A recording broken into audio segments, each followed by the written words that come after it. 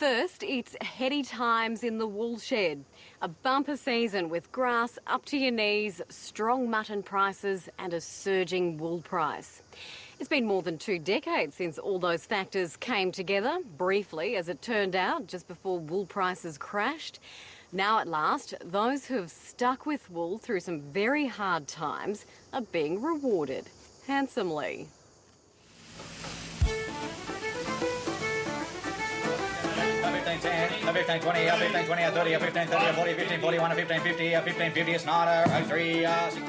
The buzz is back in Australia's long-beleaguered wool industry.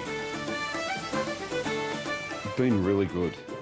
Yeah, everyone's sort of talking up sheep instead of downgrading them, really, with sheep, and in conjunction with the mutton prices and lamb prices as well, people are smiling. After 2 decades in the doldrums, wool prices have rocketed upwards in recent weeks. What we've found at the moment, Tim, that the Eastern Market Indicator commenced the selling season at 898 cents and completed so far at the moment just on 1189 cents. So we've seen an increase of well over 50% since the market opened up in July.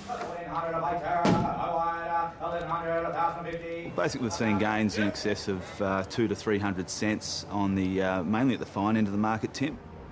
And no, it's not an aberration or a short-lived delusion.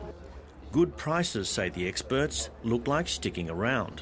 Good to have those good bulky wools, but also nice and fine and soft handling. When you look at the cost of raw materials that go into other fibres or textiles that compete against wool, they're all running at all-time highs at the moment. The problem we have often with spikes in the wool market is that a lot of your textile manufacturers start to substitute and move over to alternative fibres, such as cotton and man-made fibres, polyesters, acrylics. At this stage, what we're seeing is all textiles are basically at or near record levels, in particular cotton, which is going to allow the wool market to sustain these gains in the near term. Wool growers have endured years of very slim margins.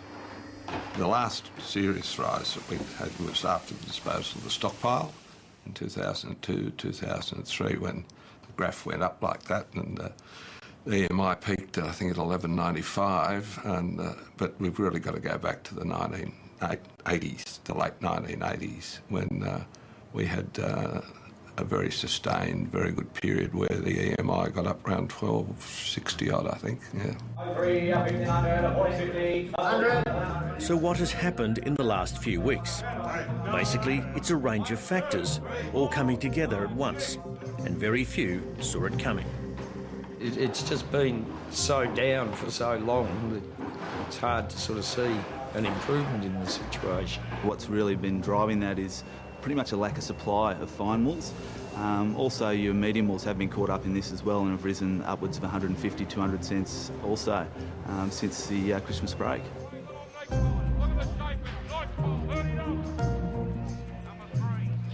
Crossbred wools have risen between 20 and 30%. That's about 200 cents a kilogram. Wool is back in favour among the world's leading fashion labels. Crucially, there's strong demand from Asia, especially China, where more wool is going into garments. It's believed that they're taking something like 50 to 60% of the wool that comes into China is being consumed in China, whereas once most of it was, of course, being processed and re-exported. China annually buys about 3/4 of the national wool clip. Increasingly, it's seeking the finer wools, once almost the sole domain of the European textile makers like Italy.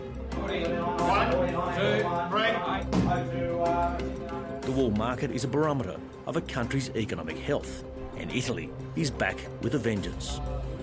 They've set a pace that the Chinese industry has had to match if they wanted to buy the wool. And it's been very, very good for the Australian wool growers. An exceptionally cold European winter has helped shrug off the effects of the global financial crisis. We've also seen the enormous cold snaps we've seen in the Northern Hemisphere this year, which has also started to deplete woolen stocks up there that have been on shelves for quite some time, and also recovery in Italy and also in America, where people are back buying clothing, white goods and motor cars. So we're starting to see generally around the world and the likes of India still playing a major stake in buying most of those wool types, and there's certainly increased demand right around. And all this despite the strength of Australia's surging dollar. Without doubt, the key reason is simply a shortage of wool sheep. The national merino flock is a shade over 72 million, the lowest in more than a century. A shortage of the good quality wool, the lack of the number of sheep in Australia at the moment, and particularly in this area, the tough times, weather-wise, largely the last X years that we've been through.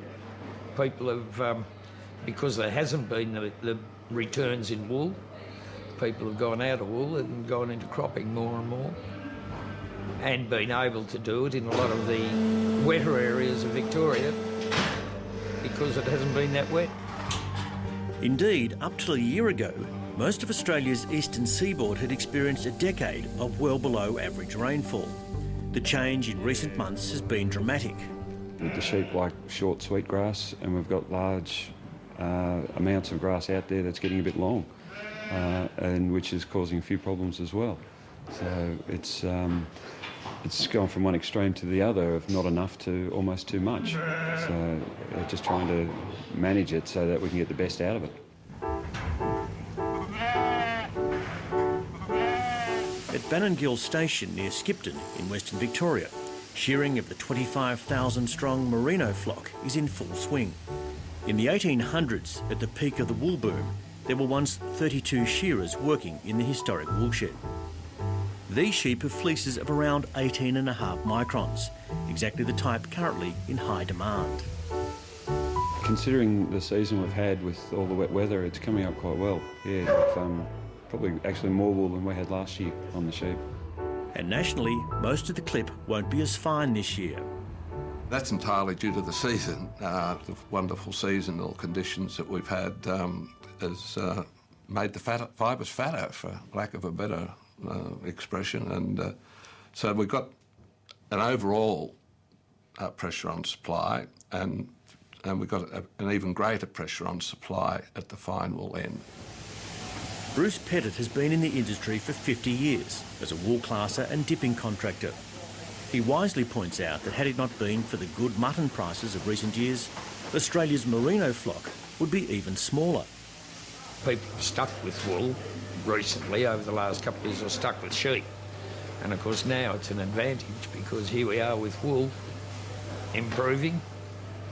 And to me, it's very, very interesting because we are seeing more and more people now having a go at wanting to improve their wool. When wool was still down and mutton was up, they were all wanting to go to mutton sheep. Now they're sort of starting saying, oh, I think we better stick with wool sheep. A good hauteur of length, which means, the top's going to come out nice at about that 80-90 mil length, which is what... The Weeding brothers from Oatlands in the renowned fine wool country of central Tasmania are a case in point. They run a flock of around 19 microns, and like many in recent times, they moved away from wool into more prime lamb production. We're probably, $3 for the stronger stuff and $4 to $5 better off than last year, which is, quite significant when you put that over a whole flock. So it certainly helps the bottom line. And may it continue. I hope so. 11, 12, 20. Means well, yeah, huge amount. A lot to the end dollar, and gives us a fair bit of faith to be back, in the wool industry. So yeah, just for a while, a lot of people are scratching their heads, sort of thing. So yeah, but no, it's a good time. It's good times. This year, the brothers are planning to breed more wool-producing sheep.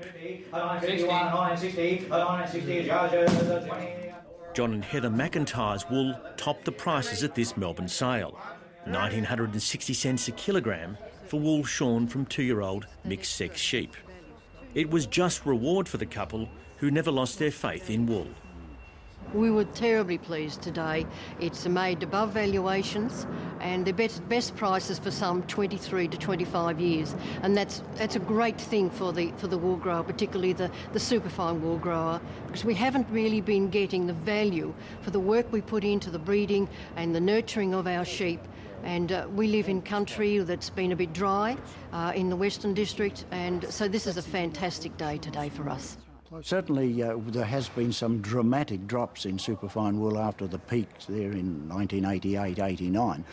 But when you look at the overall commodity picture in the world, it would be expected, I think, that these sort of prices will remain, particularly in the light of the fact that there isn't a lot of this wool being grown anymore, even in not only in Australia but in other parts of the world as well. Those producers who have stuck at wool have seen some substantially sound returns for surplus livestock sales or sheep sales in the last 12 months. And of course now with this increase in wool price, a lot of those medium type and strong wool clips out of the pastoral zones are now increasing by sort of $300 to $400 a bale. So that's now seeing some good returns for those producers also. But don't expect merino numbers to increase rapidly so that farmers can cash in on the rise in wool prices. I think the meat industry will keep them pretty well in check, the numbers, so that's obviously going to keep wool, wool levels down because there's less sheep, and hopefully that'll increase competition for what wool there is. Our neighbours are going into cattle and fat lambs and cropping. Cropping's becoming a big thing in the district now, and the sheep numbers have reduced considerably, and those that still have sheep are joining many of their ewes to a prime lamb sire and breeding prime lamb mothers. So, but we've stuck to this one issue and this one product, and we're very, very pleased and quite proud today of our product. Years of slim margins have winnowed out the less committed and less fastidious wool growers. It's not just we're running sheep anymore, we're producing an article and getting that consistency in that. And most wool producers are aiming towards that now, is they're almost specialising in the type of wool they're producing. Most wool growers have a simple wish: profitable and sustainable prices. But no one in the industry is getting too smug. I don't think there's anyone who follows the industry who doesn't worry too much about the market going up like that, because we've got plenty of history of it coming back at the same rate. And there's always something to bring wool growers back to earth. After years of dusty conditions, this season's wool clip will show the effects of the exceptional wet year. Lots of grass seeds in the wool and some discoloured fleeces. We do grow some wool that's shorn in the autumn, and I'm shuddering to think what that's going to be like as far as vegetable matter and colour and some of those other attributes are concerned. One of the other great problems this hot and humid summer has been fly strike, and as you can see, it's done some enormous damage throughout the sheep districts of Australia. In some districts, sheep deaths from fly strike are estimated to be as high as 15%. Particularly since the heavy rain in January that we had here. There's been quite a few coming around, and the district is pretty much the main topic of conversation lately has been chasing fly-blown sheep. So with